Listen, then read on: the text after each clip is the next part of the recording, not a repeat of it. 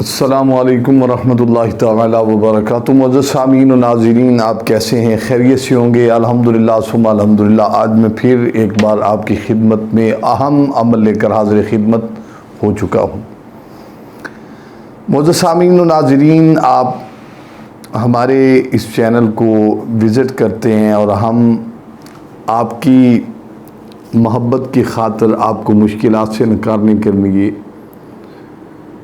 نت نئے وظائف قرآن سے لے کر آپ کی خدمت میں حاضر ہوتے ہیں۔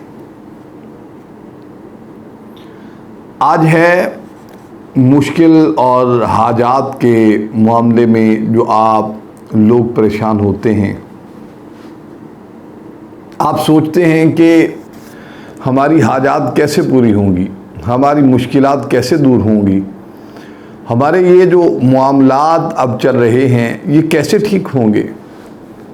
اکثر اوقات مجھے حضرات اور ہماری بہنیں اکثر جو میسیجز مجھے ملتے ہیں وہ صرف ایک چیز ہوتی ہے،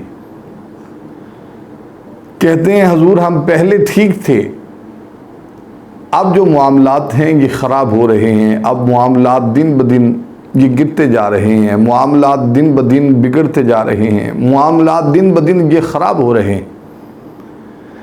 ہم بڑی کوشش کرتے ہیں اور ہمارے رشتہ دار احباب جو ہیں وہ ہم سے اوپر جا رہے ہیں، ہم ڈیروں نیچے آ رہے ہیں۔ پہلے تو بات یہ ہے، ہر انسان کی اپنی قسمت ہوتی ہے، ہر انسان کا اپنا مقدر ہوتا ہے، ہر انسان کی جو تقدیر ہے وہ اپنی ہوتی ہے۔ کچھ جو لوگ ہیں وہ جوانی میں تو عزت بھی نہیں پا سکے اور شہرت بھی نہیں پا سکے، دولت بھی نہیں پا سکے، لیکن اللہ تعالیٰ ان کو بڑھاپے میں عطا فرما دیتا ہے۔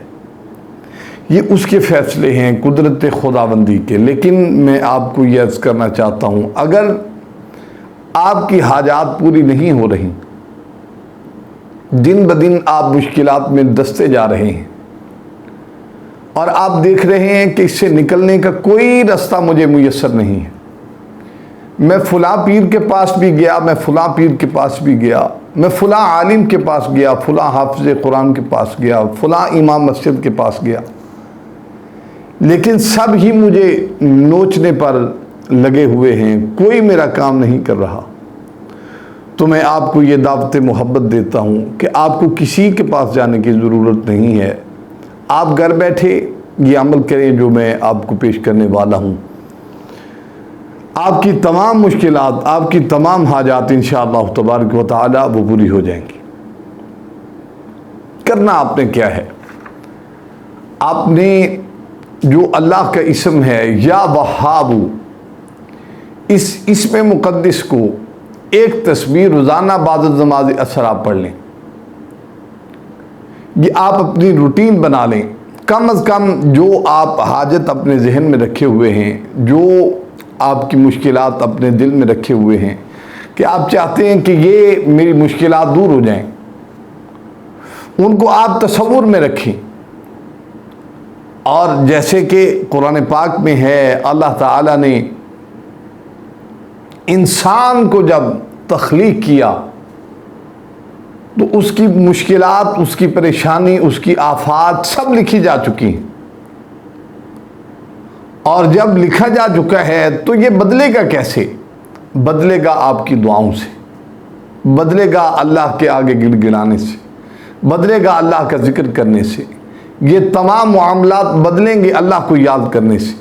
وہ لکھنے والا بھی وہی ہے، مٹانے والا بھی وہی ہے، نئی تقدیر لکھنے والا بھی وہی ہے، اس کے سوا کوئی آپ کو سہارا نہیں دے سکتا۔